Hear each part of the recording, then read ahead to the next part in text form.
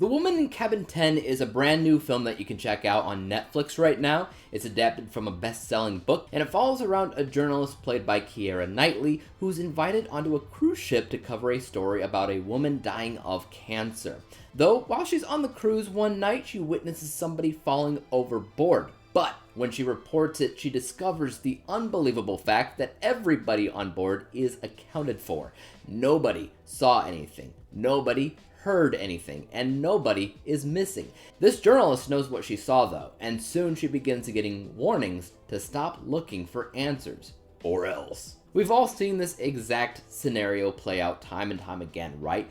Main character witnesses or believes something incredibly strongly, but the rest of characters think that they're crazy. So the main character spends the majority of the film trying to prove his or her case, right? From Flightplan to Fractured to The Forgotten, all the way back to Rear Window and all of the movies that were inspired by its ambitious themes, right? It's a unique way to look at an underdog story. Nobody believes you, so what are you gonna do about it? I think The Woman in Cabin 10 at least has the fact that Keira Knightley's character is naturally not gonna give up though, right? She's a journalist, so she's always gonna try to go after the truth. It's not just some excuse the film struggles to throw in for the movie to happen. This is who she is. It's just natural for her.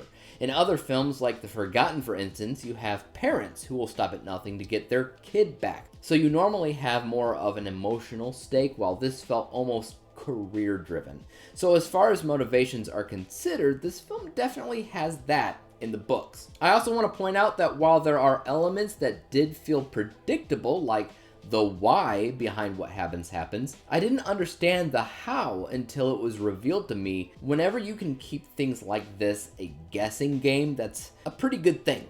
I don't want to give away the reveal, so I won't, but what I will say is because this is an adaptation of a book, I feel as though the fans of the book probably didn't think that the movie would be physically able to pull off what it did without being obvious. I'll go with that. But the movie did that. It did very well. I was impressed. The performances were all pretty good, but nothing that really stood out to me as extraordinary.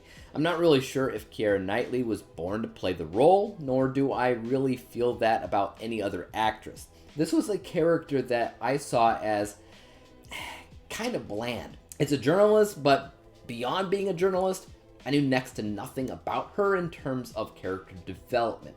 So I felt as if anybody else could have probably done it just as well, if not better.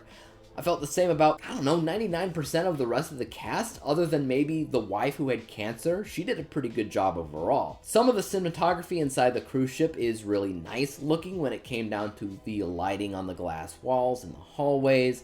It definitely caught my eye.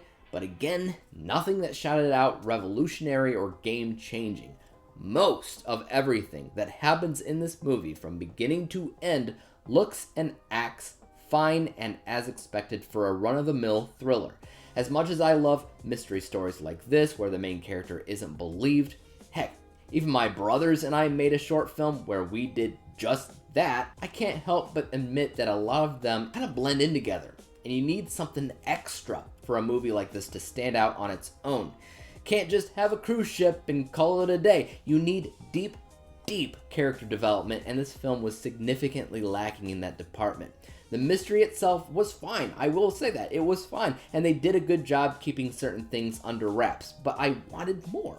Without more, the film will most likely end up being forgettable in the long run, no matter how much people like the movie. I'm making that claim right now. I'm going to give this movie a score of 56 out of 100 possible stars, or a C- letter grade. What about you guys though? Did you see The Woman in Cabin 10? How do you compare it to other movies that approach the same basic premise of everybody thinking the main character is crazy? Let me know, and as for YouTube, you guys know what to do. Hit the like, subscribe button, and bell to be notified when I come out with my next review, whenever and whatever that may be on. And until that day comes, peace out.